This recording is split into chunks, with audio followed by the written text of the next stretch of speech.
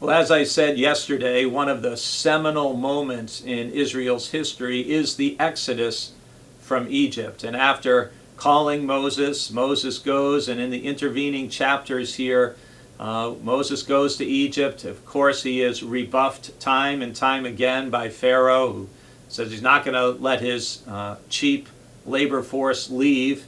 And then we have all the plagues that afflict Egypt, things that are all almost things that would happen sometimes depending on the cycle of the weather and things, the flooding of the Nile, the excess of flies, the frogs that then come to eat all the flies. There's all these terrible plagues leading up to the loss of the firstborn. And then in Exodus chapter 12, we read about the institution of the first Passover, the first Passover meal. And our verse for today is Exodus 12, verse 14, where God is saying to Moses and to Aaron, "This day shall be a day of remembrance for you. You shall celebrate it as a festival to the Lord. Throughout your generations, you shall observe it as a perpetual ordinance."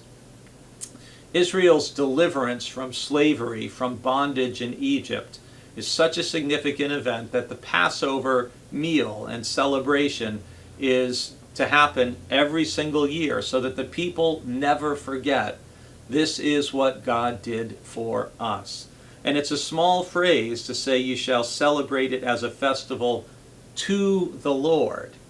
You know, so many festivals as we'll move through the Bible, they start to move from being to the Lord to being about the people. And we can think about holidays we celebrate, even ones that are specifically associated with our faith, how often those holidays become about our traditions around them and what we like, what we want, what we expect, rather than being a festival to the Lord.